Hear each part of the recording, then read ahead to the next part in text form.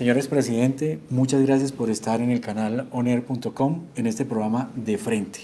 Este es su casa porque lo que busca este canal es hablar sin odios, sin rencores y tener un diálogo abierto, franco sobre temas de su vida y de la vida política en general.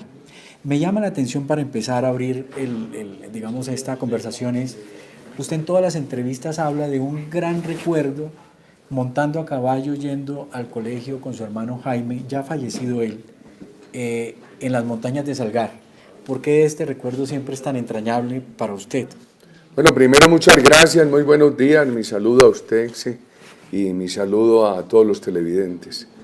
La verdad es que nosotros nos criamos en la finca, mi padre tenía una empresa de café, de caña, de ganado, en esas cordilleras, y la maestra que nos enseñaba en otra finca unos kilómetros, y mi papá había hecho unos carreteables allá, había un carro en la casa que se mantenía en labores de trabajo, y mi hermano Jaime y yo íbamos a las clases con la maestra Lilian Henao, íbamos a caballo, o sea que la afición mía por los caballos no es adquirida, nací con esa afición y ha sido un aspecto inseparable de mi vida, el caballo. Con el que usted tiene una ligazón, ¿no? Por supuesto, yo quiero mucho los animales, quiero mucho los caballos, me hacen mucha falta, vivo con ellos. Y del caballo he dicho que el caballo no acepta maltrato ni salamería. No permite que uno sea verdugo ni salamero. El caballo exige equilibrio, que es lo que debería exigir la política. Eso le iba a preguntar. ¿Usted ha aprendido mucho del caballo que ha llevado a la política? Pues yo no sé si lo ha aprendido, porque uno muchas veces pierde el equilibrio, pero el caballo sí enseña mucho equilibrio, que uno lo debería tener en la política. Yo recuerdo, lo que pasa es que usted, el mundo de los caballos, una vez refiriéndose a un contradictor suyo o un rival, contienda, lo llamó caballo discapacitado. No, ¿Eso fue así? Eso no fue así. ¿Cómo fue esa Eso anécdota? lo interpretaron mal y a mí me dio mucha pena. Estaba yo tal vez en San Gil Santander o en un sitio cercano. Era ya el final del gobierno y se nos estaba deteriorando la seguridad allí. Y dije, por favor, nosotros no podemos proceder como un caballo cansado. Aquí hay que tener todos los bríos hasta el final del gobierno.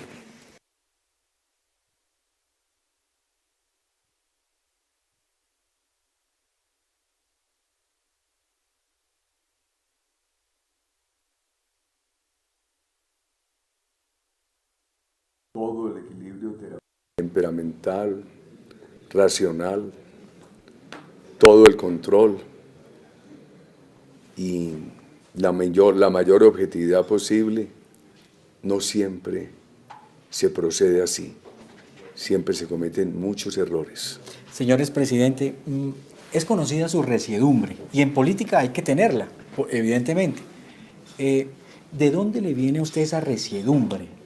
¿De su papá, que fue un finquero bravo de esos antiguos que abrían tierras en Córdoba, en Antioquia, o de su mamá, la señora Luisa? Mi mamá se llamaba Laura Vélez de Urbina. La señora Laura, que fue militante del Frente Nacional y que fue Pues, senadora, como usted. No, mi madre no fue senadora.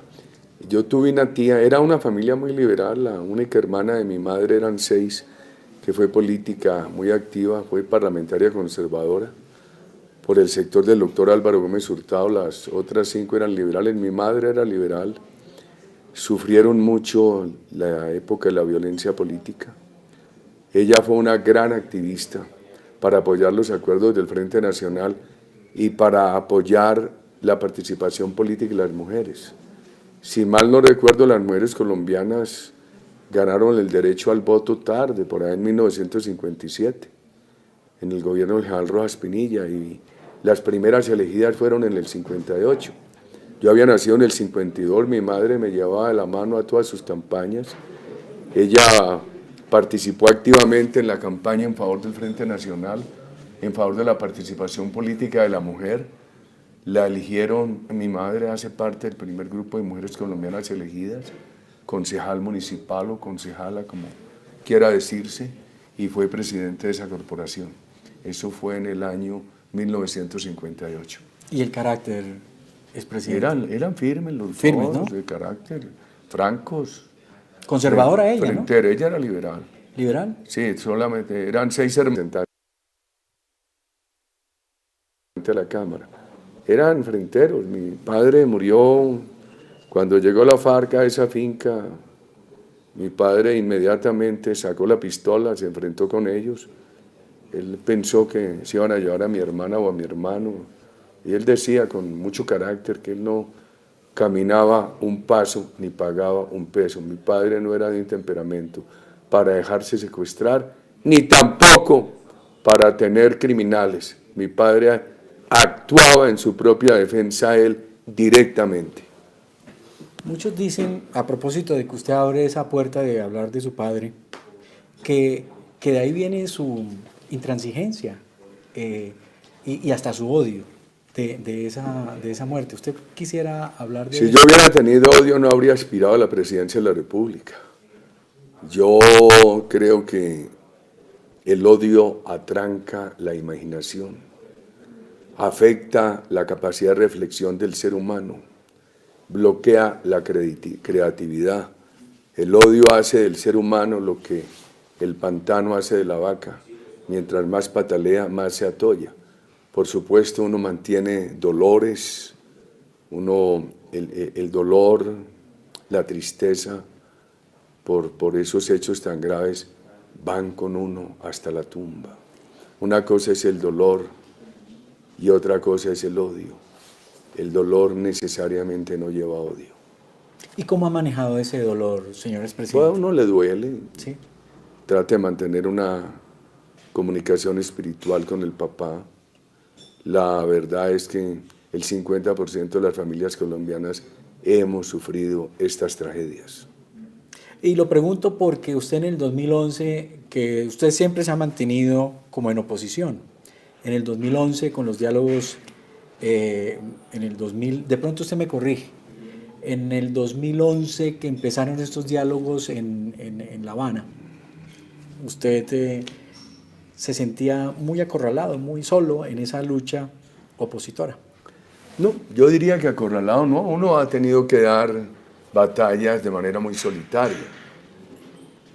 Cuando el presidente Andrés Pastrana declaró la desmilitarización del Caguán, yo recuerdo que mi propia familia apoyaba eso, en aquel enero de 1998, cuando quedaron de reunirse en un sitio el presidente Pastrana y Manuel Marulanda, a quien se conocía como Tiro Fijo, y este no llegó. Una de mis hermanas lloró, que cómo Marulanda le había hecho eso al presidente Pastrana, que ese intento tan importante por la paz del presidente Pastrana. Yo le dije, esta foto le habría dado la vuelta al mundo y habrían dicho que Colombia tenía el terrorismo. El presidente Pastrana hizo eso de buena fe. Él cumplió lo que prometió, a diferencia de Santos, que Santos hizo todo lo contrario de lo que prometió. Yo estuve en oposición, solidario muchos años, al Caguán, con todo respeto por la persona del presidente.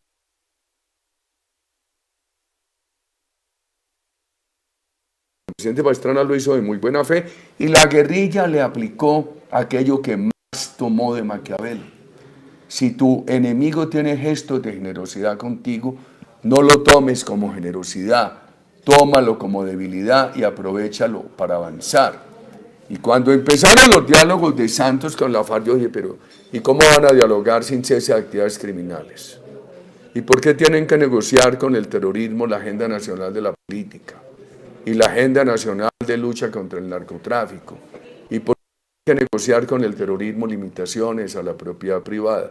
¿Y por qué tiene que haber impunidad total? Yo estaba en desacuerdo con la impunidad total. Mis críticos dicen, ¡ay, Uribe! Si no 5 o 8 años de cárcel a los militares.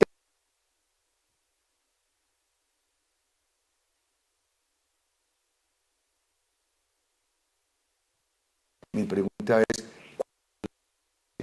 entre los crímenes de los unos y los crímenes de los otros. Más aún, la FARC en el delito continúa durante más tiempo. Y la FARC es causa del por la acción de la guerrilla y la falta de acción del Estado. Se fue usted directo a donde yo no quería llevarlo para que lo tengamos No. Cuidados.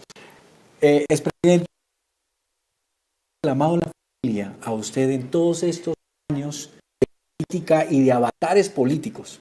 Pues mi familia ha sufrido mucho, mi señora ha sufrido, los hijos míos han sufrido, mis hermanos. Y ellos sufren preocupación en la casa. Pero finalmente es una familia que me ha apoyado mucho. Yo he podido mantener esta intensa actividad política porque una porción de mis compatriotas y por el apoyo de la familia.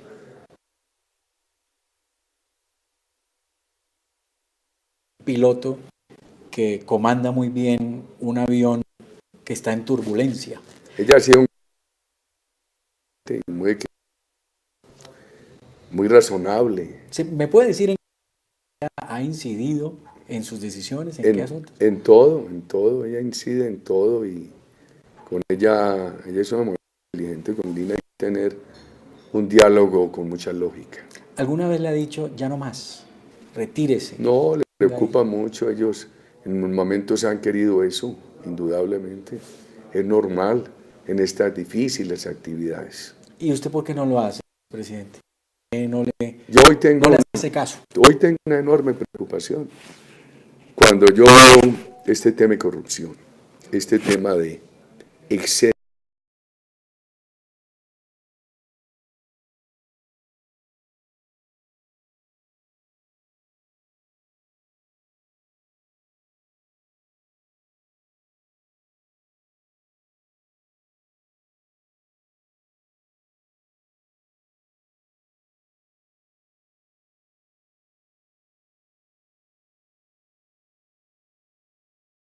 hoy se extrañan de que la FARC pueda hacer política con privilegios de elegibilidad, sin una pena seria, incluso sin que le hayan impuesto la sanción y sin que la cumpla.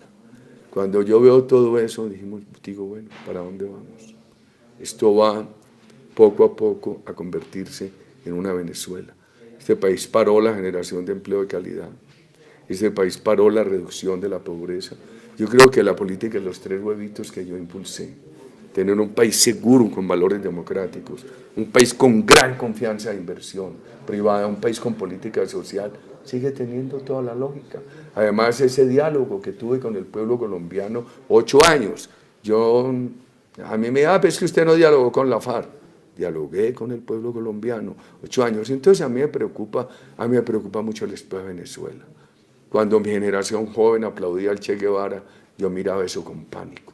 Allá en la universidad. Por supuesto, yo fui disidente en todo el proceso del movimiento estudiantil. Yo hacía parte de unas minorías disidentes. En esa época nos hacían pensar que América Latina y Colombia no tenían más futuro que escoger entre el castrismo o el socialismo o el comunismo de Unión Soviética o la versión China Mao Zedong o Ho Chi Minh. Y la verdad es que yo fui disidente frente a todo eso. Yo he creído en el Estado de Derecho, en los valores democráticos, en la empresa privada con solidaridad, en la política social sostenible, haciendo equipo con una gran empresa privada en expansión. Pero hay muchos críticos que dicen que usted, y no solamente usted, otros muchos, han metido miedo con el tema de que esto va hacia una venezolanización, hacia el castrochavismo. Pues ahora han aparecido muchos críticos. Ahora ya tardíamente, muchos de los que apoyaron el sí, ahora dicen, ¿cómo es esto de que hay impunidad total? ¿Cómo es esto de que le dan estos privilegios a la FARC? ¿Cómo es esto de que para los delitos atroces como lo de el asesinato y reclutamiento de los niños, de las mujeres, etcétera, cómo es esto de que no tienen una sanción adecuada? ¿Cómo es que además no les imponen sanción adecuada, no pagan una sanción risible y les dejan hacer política? ¿Cómo es esto de que les dan todas esas ventajas para hacer política? ¿Cómo es esto de que no entregan los niños, no entregan todas las armas, no declaran todo el dinero y no los sancionan? ¿Cómo es esto de que tienen la empresa privada colombiana así asfixiada de impuestos? ¿Cómo es esto de que tienen el Estado quebrado? Entonces yo veo hoy muchas personas que han dicho, es que no, esto que dicen los del no es mentira. Y hoy lo están diciendo muchos de los que votaron el sí. Yo creo que los hechos nos han dado la razón de que nosotros no estábamos diciendo mentiras. Sus nietos, hablemos de sus nietos, cálmese un poquito, señores presidente. Háblenos de, por ejemplo, de Jerónimo, Tomás, que también se llaman como sus hijos, y de Leticia. Yo vivo en turbulencia calmada. Una turbulencia calmada. ¿Eso es como calma chicha? No, eso es calma con entusiasmo. Bueno, calma. Porque si uno no le pone emoción a las cosas de la vida, se quedan sin realizar, se quedan sin expresar. Yo, por ejemplo, creo mucho en lo que le acabo de decir porque pienso que la mejor política social es generar empleo de calidad. Y aquí lo paramos, asfixiar las empresas, para darnos ya este acuerdo con la FARC. Los nietos míos, hombre, primero poca innovación en mi familia. El hijo de mi hijo mayor se llama como su tío. Su tío llama Jerónimo, el nietecito se llama Jerónimo. Y el hijito de Jerónimo se llama Tomás, como se llama su tío. Y la niña se llama Leticia María. Uno goza mucho con ellos, los quiere mucho. La verdad, es un amor que uno no alcanza a anticipar. Tiene que ser uno abuelo para sentirlo. Yo empiezo a pensar en ellos en momentos de muchas dificultades y de mucha tensión. Y como que me sonríe el alma, como que se me prendiera una luz por dentro. ¿Esos son sus psicólogos? ¿Sus nietos? A mi señora le preguntan mucho, bueno, y Álvaro, en tantas dificultades y eso, y con ese apellido Uribe, y que no se ha enloquecido del todo. Ella dice, no, allí le tengo unos psiquiatras, y mire el sitiecito donde mantengo los caballos. Ese es su desván del... Eso dice mi señora. Ahora, yo hago deporte, hago yoga nidra, cada que todavía, a pesar de que tengo 65 años, adiestro potros. Adiestrar potros. Le iba a preguntar, ¿usted los adiestra de oído, verbalmente o cómo? No, yo les hago inicialmente doma racional, después los voy llevando de un madrino y hoy no monto sino excepcionalmente alguno que veo muy especial porque me queda mucho tiempo. Las redes sociales también le quitan a uno tiempo, yo leía más. Sin embargo, este año sí he leído unos 4 o 5 libros importantes y ahí estoy leyendo otros ahora. Volvamos a la doma. El tema es que los entendidos en chalanería y en caballos dicen que a usted le gusta mucho lo de los frenos. Explíquenos eso y por qué le gusta el tema de los frenos en los caballos. No, la verdad es que yo no tengo manos para ser pianista, pero tal vez por haber crecido entre los caballos y estar al lado de una persona que sabía mucho de caballos, que era mi padre, pues aprendí a manejarles el freno con delicadeza, a que el caballo se sienta cómodo con el freno, a tener pulso para el freno. Entonces yo me monto en un caballo de paso y brego a tener toda la suavidad en el manejo del freno, a que las llamadas sean sin maltrato, casi que imperceptibles. Es como que cuando me monto en un caballo de paso bueno y veo que puedo poner la rienda aquí sobre la cabeza del galápago y llevar en esta mano un pocillo de café sin derramarlo.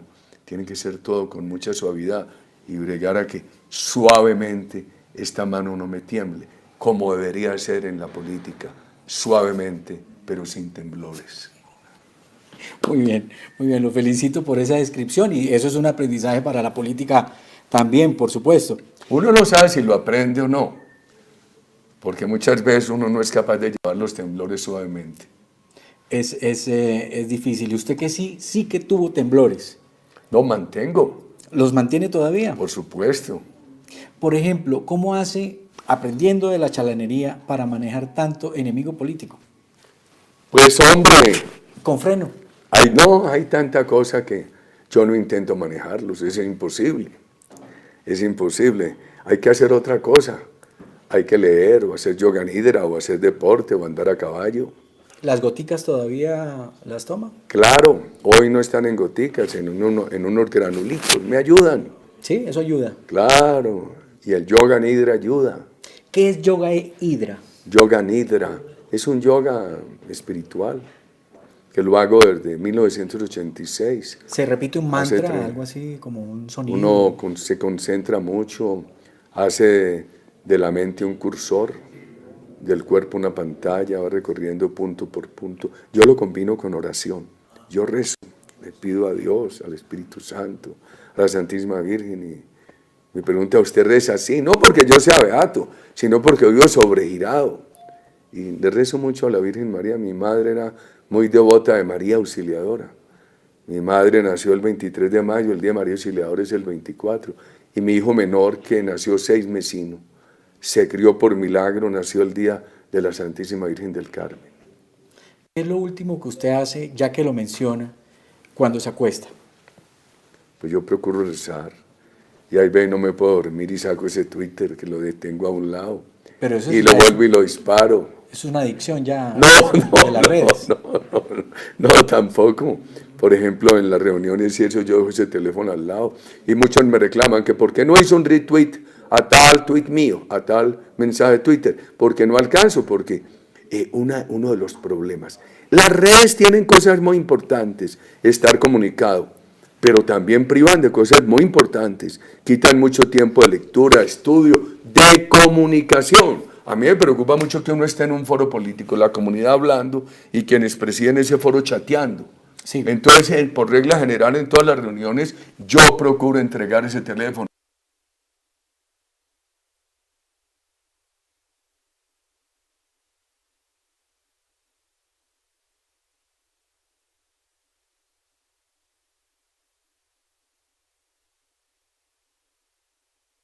No siempre, no me cuentan, pero no siempre, y no a todos les respondo. Y saca comunicados largos, larguísimos, con documentos probatorios. Sí, claro, pero no siempre ocurre. Pero uno tiene que reaccionar muy rápido. En política, reaccionar muy rápido no es contraproducente. No en todo, pero hay cosas, hay especies que no se pueden dejar crecer. Hay malos retoños que no se pueden dejar crecer. Richard Nixon, en aquellas famosas lecciones de liderazgo, decía, usted tiene que atrofiar los malos retoños. Por supuesto, hay otros temas en los cuales uno no puede reaccionar al impulso de las primeras impresiones. Hace poco, sobre un tema difícil, no sé qué fue lo que dije yo. Mientras el hacha va y viene, el brazo descansa. Era para significar que hay temas en los cuales no se puede reaccionar al impulso de las primeras impresiones, pero hay temas de retoños negativos que hay que atrofiarlos de inmediato. ¿Usted tiene arrepentimientos en política, por ejemplo? ¿Se arrepiente usted de haberse hecho reelegir? A ver, primero, la reelección en Colombia existía hasta el 91. La quitaron por razones políticas menores. Segundo, antes de llegar a la presidencia en el 2012 intentaron revivirla. Tercero, cuando yo llegué a la presidencia iba a mitad de camino un proyecto para revivirla. Cuarto, se acabó de aprobar en el gobierno mío. Quinto, la reelección me permitió a mí consolidar la política de seguridad democrática, inversiones, de integración de Colombia a la economía mundial, avanzar mucho en el SENA, en Familias en Acción, el adjudicar las principales obras de infraestructura, mostrar que el país iba por un camino sólido, no inestable, de buenas políticas. Porque yo creo que independientemente, en el 2010 Colombia tenía una realidad. Mis críticos me criticaban a mí personalmente, que Uribe tal cosa, tal otra, pero las tres políticas nuestras, la confianza e inversión, la política social y la seguridad democrática, tenían un gran consenso nacional. El doctor Antanas Mocos llegó a la presidencia en esa campaña y me dijo que yo por qué me negaba a que él llevara esos 3 huevitos. Y yo recuerdo que cuando terminó la reunión, él me dijo que qué decíamos, y le dije, yo no hablo, doctor Antanas, lo que usted le diga al país está bien. Y lo que tengo preocupación fue el intento de segundo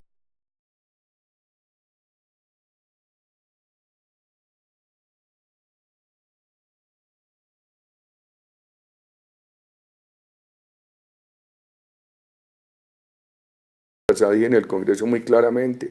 A mí revisen mi carrera política. Desde que fui concejal de Salgar, Antioquia, cuando tenía 21 años. Mi elección al Senado, a la gobernación, a la presidencia.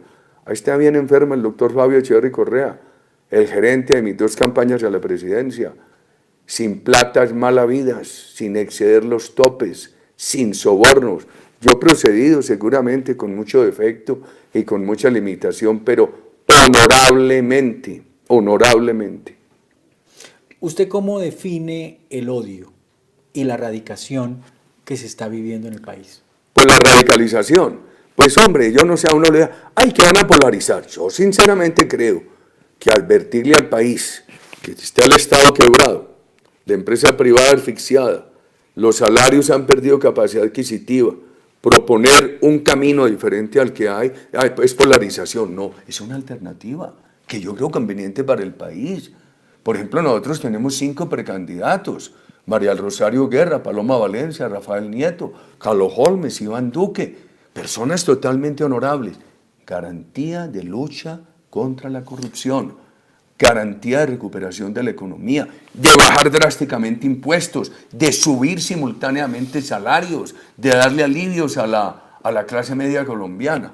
Entonces, yo creo que proponer eso, o mostrar preocupaciones por el proceso de paz, hombre, yo no creo que es polarización, eso es mostrarle alternativas al país. Mire, el día que ganó el no, en lugar de salir nosotros con un discurso triunfalista, avasallador, dijimos muchas gracias y queremos un acuerdo nacional.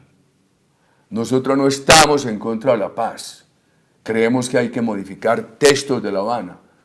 Yo le pedí una cita al presidente de la República. Eso la filmaron y la sacó un canal de televisión mientras yo le hablaba con el presidente y le pedía la cita. Le rogamos en todos los tonos que hiciera unas reformas. No quiso. Pero y desconocieron el plebiscito. Ese mes en que se vivió esa reforma que terminó con el Acuerdo de Colón, ¿ahí no hubo un nuevo acuerdo para usted? No hubo un nuevo acuerdo, no hubo una reforma sustancial. Y lo están reclamando ahora. Es que lo que están reclamando ahora muchos de los que votaron el sí nos dan la razón. Por ejemplo, nosotros llegamos a aceptar que aún los delincuentes de delitos atroces, lo aceptamos contra nuestras convicciones, que pudieran ser elegidos, pero después de que pagaron una pena seria, lo que reclaman muchos ahora. Y ni siquiera eso se aceptó.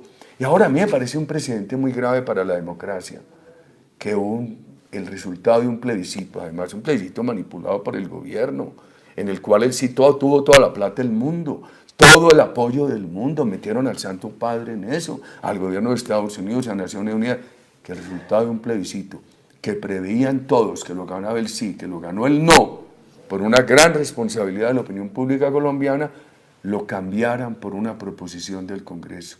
A mí me parece que eso es un precedente muy triste para la democracia. Y vamos mal. Mire lo que se discute ahora en el Congreso, el gobierno y la FARC imponiendo que se prohíba el paramilitarismo. Yo digo, prohíban a todos los criminales, porque van a prohibir solo los paramilitares. Además, lo prohibido, si quieren volver a prohibirlo, porque toda conducta criminal está prohibida en Colombia. Si quieren volver a prohibirlo, prohíban todos, pero aquí solamente quieren prohibir el paramilitarismo. Uno de los senadores nuestros decía ayer, entonces no prohíben a la guerrilla, y no prohíben a las BACRIM, y no prohíben todo este narcotráfico. Quiere decir que no van a prohibir el paramilitarismo, sino que van a habilitar a los otros criminales.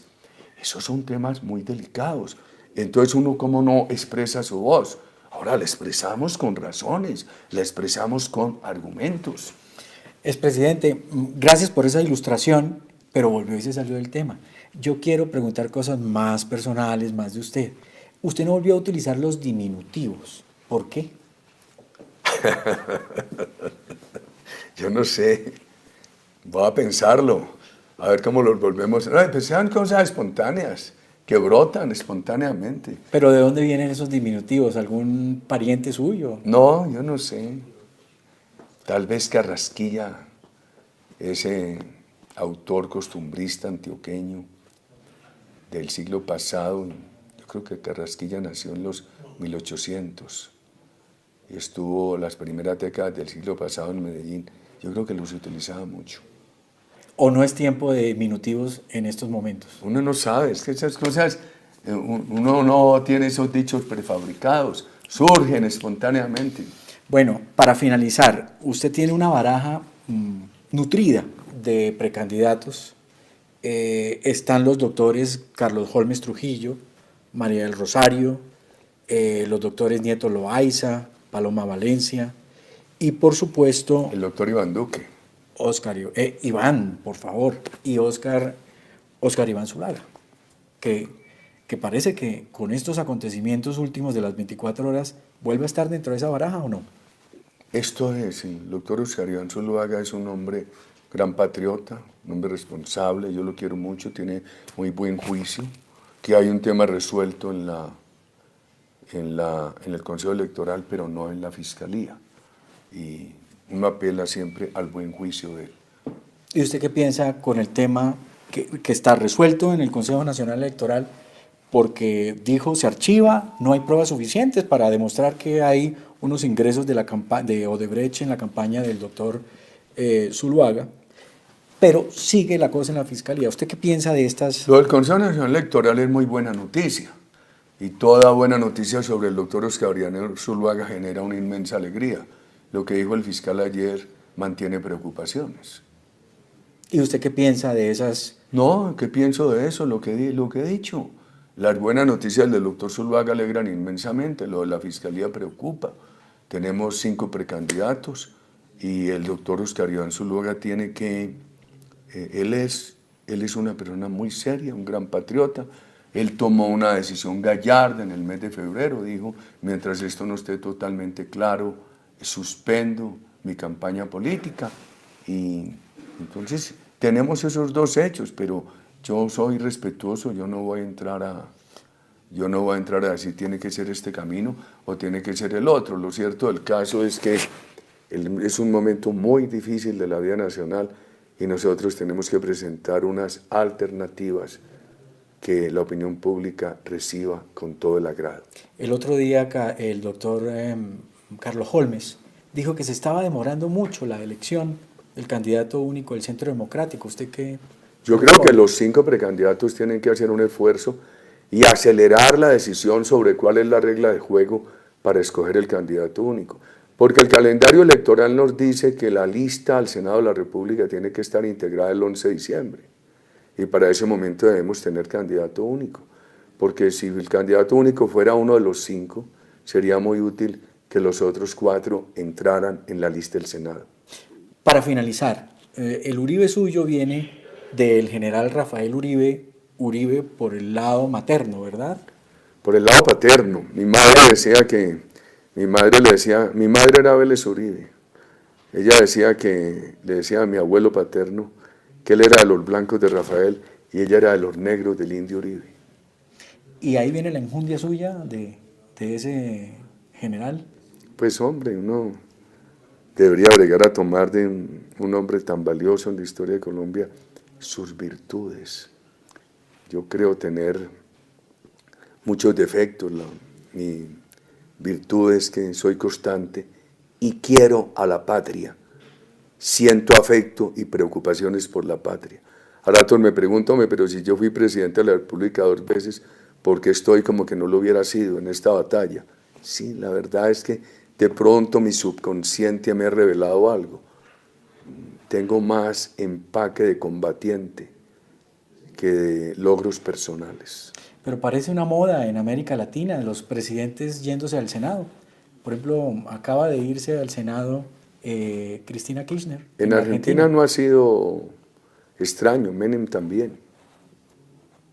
Y para finalizar, ¿usted por qué sabe discursos de Jorge Eliezer Gaitán? Pues hombre, porque pequeño los leía. Era bien importante, en esa época no había redes sociales. ¿Qué iba a pensar uno? Y yo recuerdo que los grandes regalos que me hizo mi madre, que puedo recordar muchos, el uno era la Enciclopedia Británica. Y hoy con el doctor Google, la Enciclopedia Británica es una reliquia. Por eso yo le digo a los jóvenes hoy que ellos tienen muchas más posibilidades de aprender que lo que tuvo mi generación. Ellos tienen hoy una posibilidad con esto del doctor Google de estar al tanto de lo que ocurre en el mundo. Y mi madre me regalaba la colección de long plays de la época, donde estaban también algunos de los discursos del doctor Jorge Eliezer Gaitán. Y yo oía y leía eso con mucho entusiasmo. Le agradezco mucho que me regale esta obra suya y lo felicito. Yo no sabía que usted había escrito este libro sobre el doctor Jorge Eliezer Gaitán. Es con gusto que lo hago y muchas gracias por estar aquí en De Frente, Conexión Mocetina, en este canal oner.com, que se pone al margen de esas peleas de los medios tradicionales, en un país que necesita tanto sosiego y calma.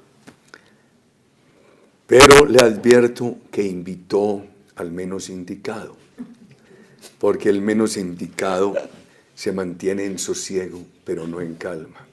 Es una turbulencia sosegada. Al canal ONER, a usted, Xiomara Cetina, a todos sus compañeros, muchas gracias. Y a los televidentes, muchas gracias por su paciencia. Y voy a ir leyendo este libro poco a poco. Entonces, muchas gracias. A la carga.